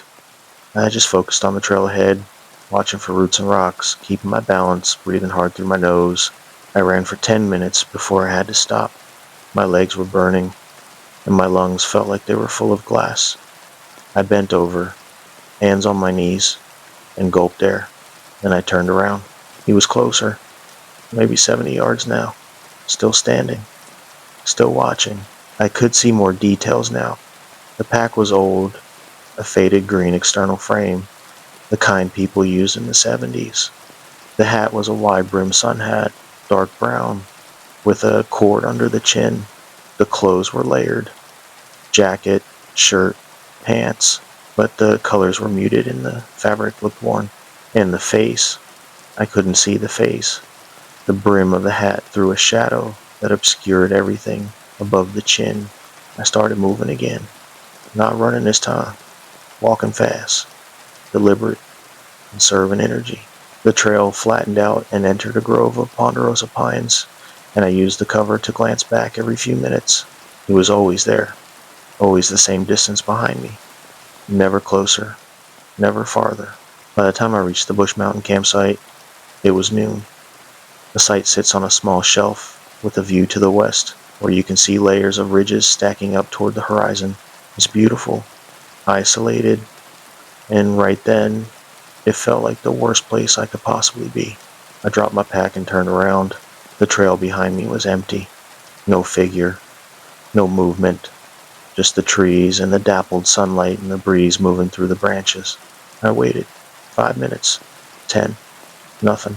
I walked back down the trail about 50 yards, scanning the trees, looking for any sign of him. The trail was empty. No footprints except mine. No disturbed ground. Nothing. I walked back to the campsite and sat down on my pack. My hands were shaking. I pulled out my water bottle and drank, trying to slow my breathing, trying to think. Maybe I'd imagined it. Maybe the altitude and the lack of sleep had scrambled my brain and I'd been seeing things that weren't there. Maybe the figure had just been another hiker who'd turned off on a side trail or decided to camp somewhere else. I didn't believe any of that, but I wanted to. I set up my tent, same routine as the night before. Stakes, guy lines, vestibule. I hung my food bag in a tree at the edge of the clearing. Then I sat on the rock and ate lunch. More peanut butter, more dried fruit, a handful of almonds. The sun was warm. The view was stunning. Everything felt normal, except for the small, persistent feeling that I was being watched. At 3 p.m., I decided to do a short hike without my pack. I wanted to scout the area, get a sense of the terrain, and shake off the unease that had settled over me. I left my tent set up and my pack inside, took just my water bottle and my knife, and followed a game trail that led north along the ridge. The trail was faint but passable. It wound through the trees and over exposed rock, climbing gradually. After 20 minutes, I reached a small clearing with a view to the east. I could see the peak from there, a gray pyramid rising above the surrounding ridges, still a few miles away, and I could see my tent, not the tent I'd left at the Bush Mountain campsite. Another tent, same color, same brand, same rip in the rainfly. It was set up in a clearing about a quarter mile to the north, on a shelf that looked almost identical to the one I'd just left. I stared at it for a long time, trying to make sense of what I was seeing. Then I started walking toward it. The terrain was rough. No trail, just open rock and scattered brush. I had to scramble down a short cliff and cross a dry wash before I could climb up to the shelf where the tent sat. When I reached it, I stopped at the edge of the clearing and looked around. The tent was set up exactly the way I would have done it. Guy lines taut, stakes at the correct angle, vestibule facing away from the wind. There was even a rock placed in front of the entrance, the same size and shape as the rock I'd used at my actual campsite to hold down the fly. I walked up to the tent and touched it. The fabric was real. The zippers worked. I opened the vestibule and looked inside. Empty. No sleeping bag. No gear. Just the bare floor of the tent and the smell of nylon and dust. I backed away and looked around the clearing. There were no footprints. No sign that anyone had walked through here recently. The ground was undisturbed except for the tent stakes, which had been driven in cleanly, without scuff marks or disturbed soil around them. I heard a branch snap behind me. I spun around. The figure was standing at the edge of the clearing. Same pack, same hat, same tilted head. He was closer now. Close enough that I could see his hands. Long fingers, pale skin, nails that were too long and too dark. Took a step back. "Who are you?" No response. He just stood there, watching me from under the brim of the hat. "What do you want?" Still no response. But he moved. A single step forward. Not a normal step. His leg bent backward at the knee before snapping forward, like a joint that had been assembled wrong. I ran. I didn't think. I just turned and ran back the way I'd come. I heard footsteps behind me. Fast. Heavy. Keeping pace. I scrambled down the slope, slipped on loose rock, caught myself, and kept going. My lungs burned. My legs screamed. I didn't look back. I reached the dry wash and jumped down, landing hard on the rocky bottom. Pain shot through my ankle, but I pushed through it. I climbed the far side, pulled myself up over the edge, and ran through the trees toward the game trail. The footsteps stayed with me, not close, but not far, always just behind, matching my speed, like something testing how fast I could go. I reached the game trail and followed it back to the Bush Mountain campsite. I could see my tent, my actual tent, and I sprinted the last 50 yards, grabbed my pack, and started throwing gear inside without bothering to organize it. Sleeping bag, stove, food, clothes, everything went in. I heard the footsteps enter the clearing. I zipped the pack, threw it over my shoulders, and started down the trail toward the trailhead. I didn't look back. I didn't stop. I just moved as fast as I could with 40 pounds on my back and an ankle that was starting to swell. The trail descended steeply through a series of switchbacks. I took them too fast, skidding on loose gravel, catching myself on trees when I lost my balance. My pack shifted and threw me off center, but I didn't stop to adjust it. Behind me, the footsteps continued, steady, patient, never rushing, but never falling behind. I hiked for 2 hours without a break. The sun dropped behind the ridges, and the light started to fade. I pulled out my headlamp and strapped it on without stopping, fumbling with the elastic strap while I walked. The beam cut through the growing darkness and showed me the trail ahead. Rocks, roots, the narrow path dropping away toward the lower elevations. I kept moving. At some point, I realized I couldn't hear the footsteps anymore. I stopped and turned around, shining my headlamp back up the trail. Nothing, just the empty path and the trees and the darkness pressing in from all sides. I stood there for a minute, breathing hard, listening. The wind moved through the pines. An owl called from somewhere to the west, but there were no footsteps, no movement. I turned back around and kept hiking. I reached the Pine Springs trailhead at 8:30 p.m. My legs were shaking, my ankle was swollen, my shirt was soaked with sweat despite the cold air. I stumbled into the parking lot and saw my truck sitting under the single yellow light that illuminated the trail register.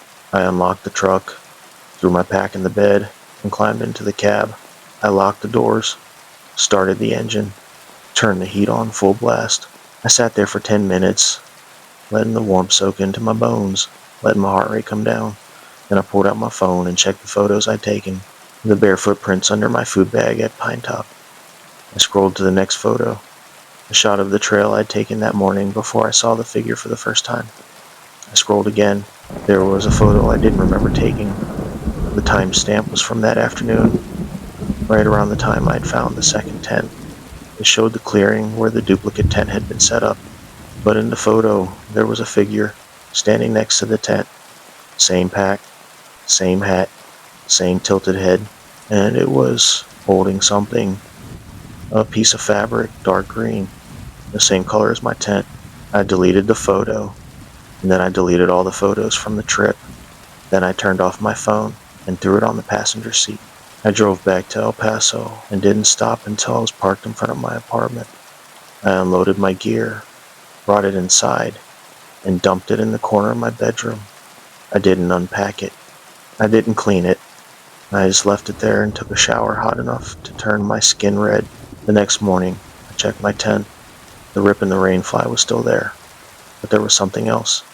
A new mark, a long, dark smudge across the vestibule, like something had dragged a muddy hand across the fabric. I threw the tent away. The whole thing. Tent, fly, stakes, holes. I put it in a trash bag and drove it to a dumpster on the other side of town. I haven't been back to the Guadalupe Mountains since then.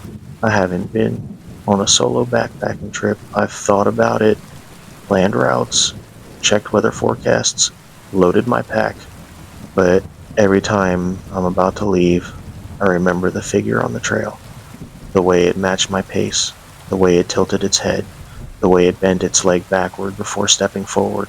And I remember the second tent, the duplicate campsite, the perfect copy of something only I should have known how to set up. I don't know what I saw on that mountain. I don't know if it was something that lives in the Guadalupe Range or something that followed me from somewhere else, but I know it knew me. It knew my gear. It knew my habits, and it recreated them like it was practicing. Practicing for what? I don't know, and I don't want to find out. If you're planning a trip to the Guadalupe Mountains, go.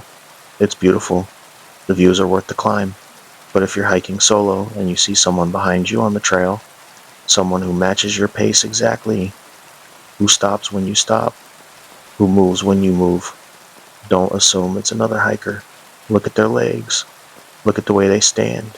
And if something feels wrong, if that small voice in the back of your head tells you to leave, listen to it.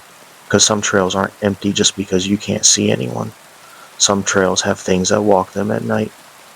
And some of those things will follow you.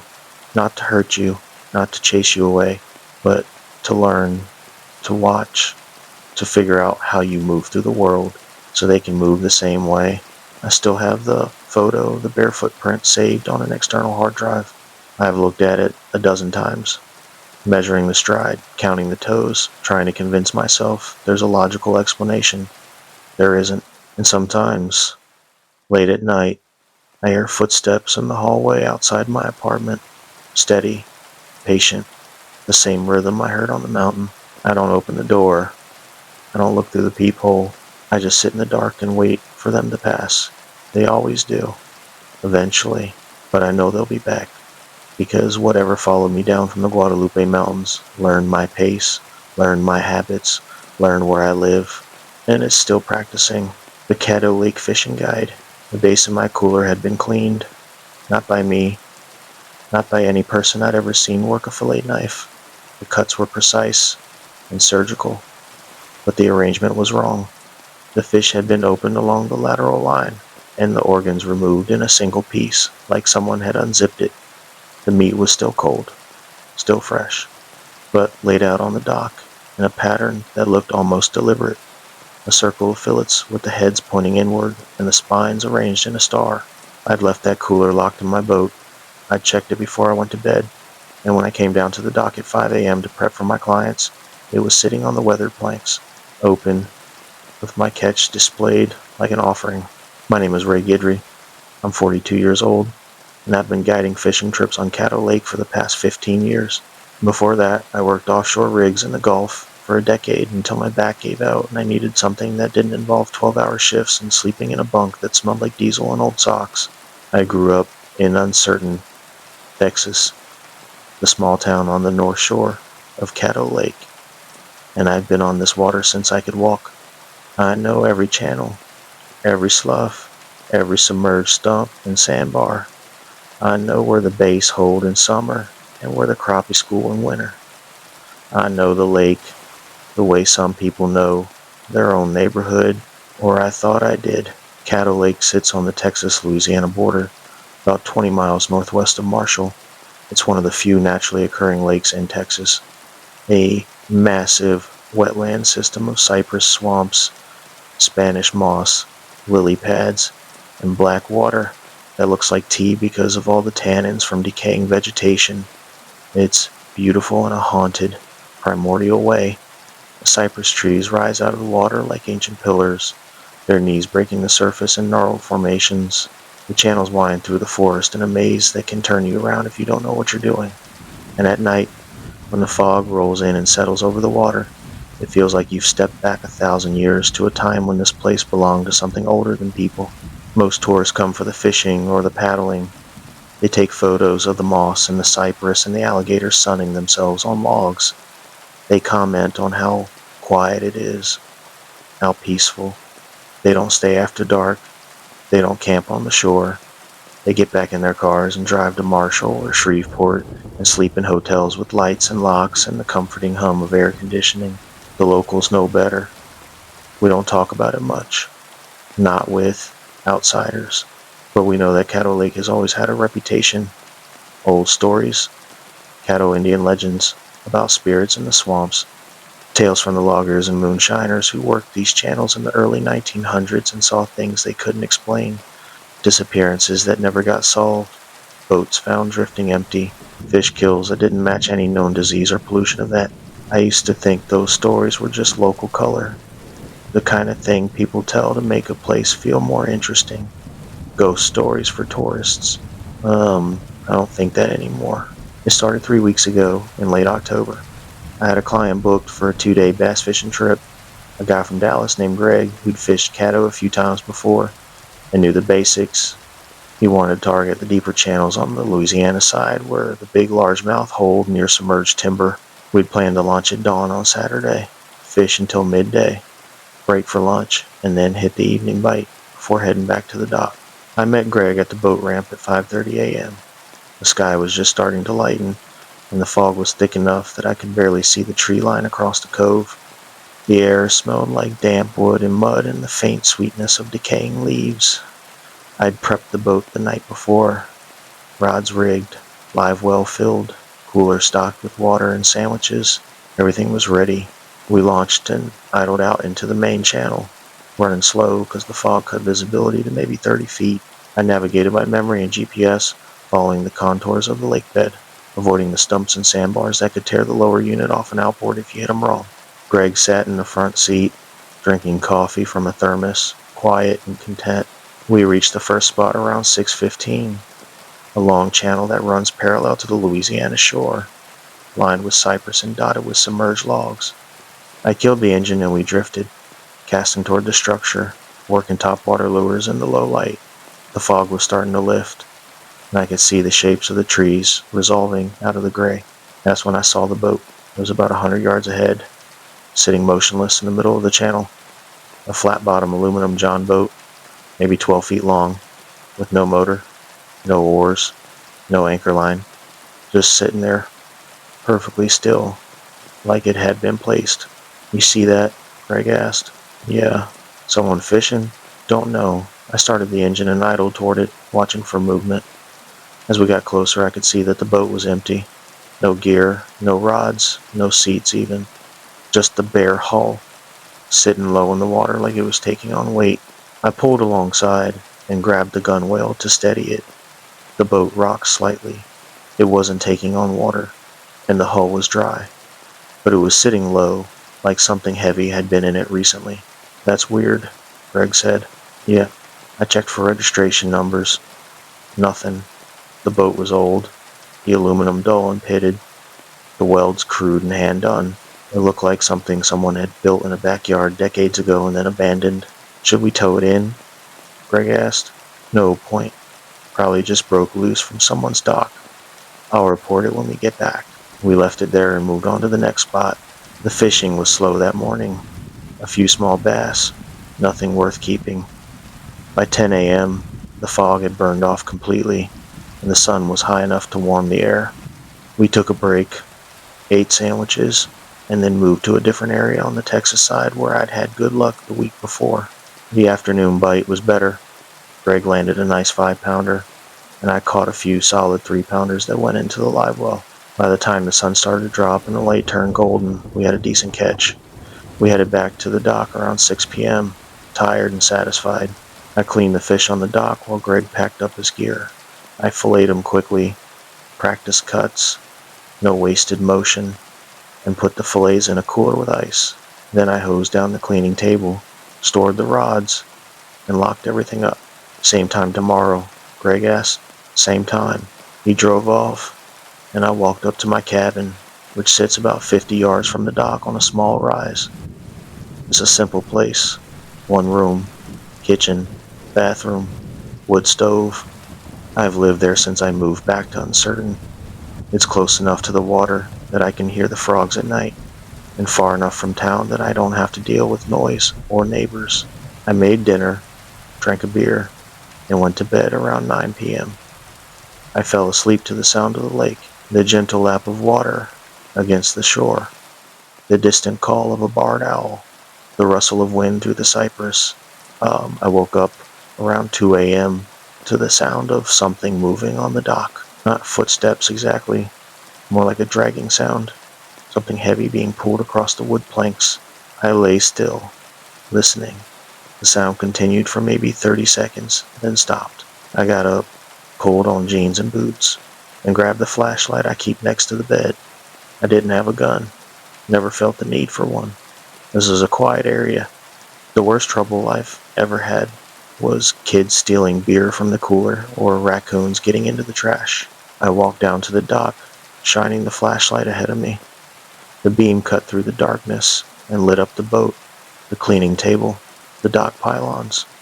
Everything looked normal. The boat was tied off where I'd left it. The cooler was still locked, nothing out of place, but there were wet footprints on the dock, bare footprints, large, leading from the water's edge to the cleaning table and then back to the water. I crouched and examined them. The prints were fresh, water still pooling in the depressions. The stride was long, the toes spread wide, and there was something off about the heel. It was too narrow, too elongated, like the foot had been stretched. I shined the flashlight out over the water. The surface was black and still reflecting the beam back at me. I couldn't see more than 20 feet. Beyond that, it was just darkness and the vague shapes of cypress trees rising like ghosts. I stood there for a few minutes, watching, listening. The lake was silent. No frogs, no insects, just the faint creak of the dock moving with the water. I went back to the cabin, locked the door, and tried to sleep. I couldn't. I kept hearing sounds. Small splashes, the creak of wood, the rustle of something moving through the brush near the shore. Every time I started to drift off, I'd jolt awake, heart pounding, sure that something was outside. At 5 a.m., I gave up and got out of bed. I made coffee, got dressed, and walked back down to the dock to prep for the second day of Greg's trip. That's when I found the cooler. It was sitting on the dock, open, with the fish I'd cleaned the night before laid out in that pattern. The circle, the star, the heads pointing inward. I stared at it for a long time, trying to make sense of what I was seeing. Then I heard an engine and looked up to see Greg pulling into the parking area. I quickly gathered the fillets, put them back in the cooler, and closed the lid before he walked down. "Morning," he called. "Morning. Ready to catch some more?" "Yeah, let's go." We fished the second day without incident. The bite was good. Greg caught his limit. We talked about lures and technique and the spots we wanted to hit next time he came out. It was a normal day, a good day, but I couldn't stop thinking about the fish, about the pattern, about the wet footprints on the dock. After Greg left, I cleaned the day's catch and locked the cooler inside the cabin instead of leaving it in the boat. Then I sat on the porch with a beer and watched the sun go down over the lake. The cypress trees turned black against the orange sky. The fog started to roll in, low and thick, settling over the water like a blanket. I decided to stay up to watch, to see if whatever had been on my dock would come back. Around midnight, the fog was so thick I couldn't see the water, just a wall of gray that swallowed everything. I sat in a chair on the porch, flashlight in my lap, listening. The first sound came around 1 a.m., a soft splash, like something entering the water, and another. Then the sound of something moving through the shallows, not swimming exactly, but waiting, slow, deliberate. I turned on the flashlight and pointed it toward the dock. The beam cut through the fog, but I couldn't see anything, just the wooden planks and the fog and the water beyond. The splashing stopped. I kept the light on, sweeping it slowly back and forth. Nothing moved. After a few minutes, I turned the light off and sat in the darkness, waiting. The sound came from behind me, a soft creak, like someone stepping onto the porch. I spun around, fumbling for the flashlight, and clicked it on. Nothing. The porch was empty, but the chair next to mine was rocking slightly, like someone had just sat down and then stood up again. I backed toward the cabin door, keeping the light on the porch. My hand found the doorknob. I twisted it, pushed the door open, and stepped inside. I locked it behind me and stood with my back against the wood, breathing hard. Something scratched at the door. 3 long, slow scrapes, like nails dragging down the wood. I didn't move. I didn't make a sound. I just stood there, heart pounding, waiting for whatever was outside to leave. The scratching stopped. I heard footsteps moving away from the cabin, back toward the water. A splash. Then silence. I didn't sleep that night. I sat on the floor with my back against the door, flashlight in hand, watching the windows. At dawn, I checked the porch.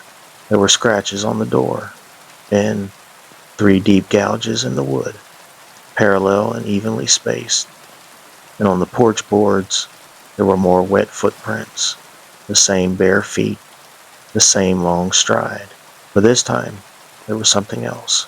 A fish, a large bass, maybe 6 pounds, laid out on the top step of the porch, cleaned, filleted, arranged in that same pattern, the head pointing toward the door, the spine laid out in a straight line. I didn't touch it. I walked past it, got in my truck, and drove into town. I needed to talk to someone. Anyone. I needed to know if this had happened before. I found Frank Sullivan at the bait shop, and Frank's in his 70s, born and raised in Uncertain, and he's been on Caddo Lake longer than anyone I know. If there were stories, if there was history, he'd know. Frank, I said, you got a minute? He looked up from the register. Sure, Ray. What's on your mind? I told him all of it. The boat and the channel, the wet footprints, the fish arranged in patterns, the scratching on my door.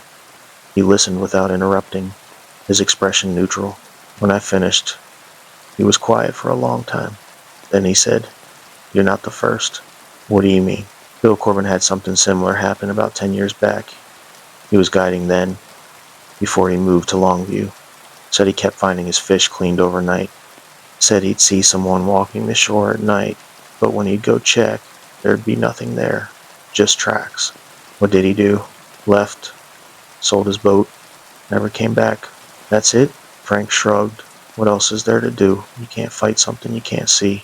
And if you push it, if you try to figure it out, it gets worse. Worse how? People go missing on this lake, Ray. You know that. Every few years someone doesn't come back. Boat found empty. No body. No explanation. He leaned forward. The old folks used to say the lake takes what it's owed, that the spirits here don't like being disturbed. You leave them alone. They leave you alone. You push. They push back. I didn't push anything. I'm just fishing. Maybe. Or maybe you're fishing in the wrong places. Maybe you're taking too much. Maybe you're staying too late. He straightened. All I know is if something's leaving you fish, it's trying to tell you something. Tell me what. That is there. That is watching. And that you need to respect it. I left the bait shop and drove back to the cabin. The fish was still on the porch. I picked it up with a rag, carried it down to the water, and tossed it in. Then I went inside, grabbed a bottle of whiskey, and sat on the porch until dark. I didn't have any clients booked for the next few days. That was good. I needed time to think, to decide what to do. That night, I left an offering on the dock, a cleaned bass from my freezer, laid out on the cleaning table, arranged the way the others had been. I didn't know if it would work. I didn't know if it would make things better or worse, but I needed to try something. I went to bed around 10 p.m. and woke up at dawn, and I walked down to the dock.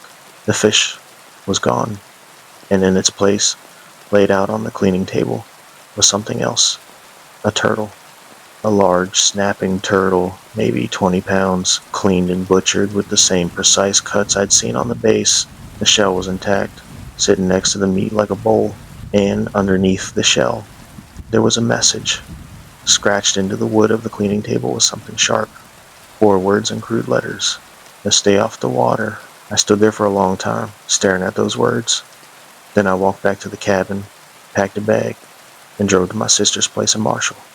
I told her I needed a few days away, that I was tired, that I'd been working too much. She didn't ask questions. I stayed with her for a week. I didn't answer calls from clients. I didn't check my messages. I just sat on her couch, watched TV, and tried to forget about the lake. But I couldn't. Every night, I'd dream about the water, about the fog, about something walking through the shallows with wet feet and long fingers, cleaning fish on my dock, leaving offerings, scratching messages into the wood. After a week, I went back. I had to. The cabin was my home. The lake was my livelihood. I couldn't just abandon it. When I pulled into the driveway, everything looked normal. The cabin was intact. The dock was still standing. The boat was tied off where I'd left it. But there were more fish. Dozens of them, laid out on the dock in concentric circles. all cleaned, all arranged, in that same deliberate pattern. The smell hit me before I even got out of the truck, the sweet, rotting stench of meat that had been sitting in the sun for days. I walked down to the dock and looked at them. Bass, crappie, catfish, even a few gar, all cleaned with surgical precision, all arranged like an offering or a warning. I spent the rest of the day cleaning up. I bagged the fish, drove them to the dump, and scrubbed the dock with bleach until my hands were raw. Then I sat on the porch and drank until I couldn't think anymore. I haven't guided a trip since then. I tell people I'm taking a break, that I'm dealing with a family situation, that I'll be back soon. I won't be, because I know now that Frank was right. The lake takes what it's owed, and if you push, if you take too much or stay too long or ignore the signs, it pushes back. I still live in the cabin. I still hear the sounds at night, the splashing, the footsteps, scratching at the door, but I don't go down to the dock after dark. I don't keep fish in the cooler, and I don't launch the boat unless it's absolutely necessary. And every few weeks, I leave an offering, a clean fish on the dock, arranged the way it wants, the way it's always wanted. Because I've learned that some places have rules older than the ones we make, and some things that live in the water don't care about permits or seasons or limits. They just want respect, and they'll take it one way or another. If you're planning a trip to Caddo Lake, come during the day, fish the main channels, take your photos of the cypress and the moss, catch your bass and your crappie and your memories, but leave before dark. Don't camp on the shore. Don't stay on the water when the fog rolls in. And if you find a John boat sitting empty in the middle of a channel, if you see wet footprints on your dock, if you wake up to find your fish cleaned and arranged in patterns you don't understand, leave. Don't ask questions. Don't try to figure it out. Just pack your gear and go. Because Caddo Lake is beautiful. It's peaceful. It's full of life. But it's also full of something else.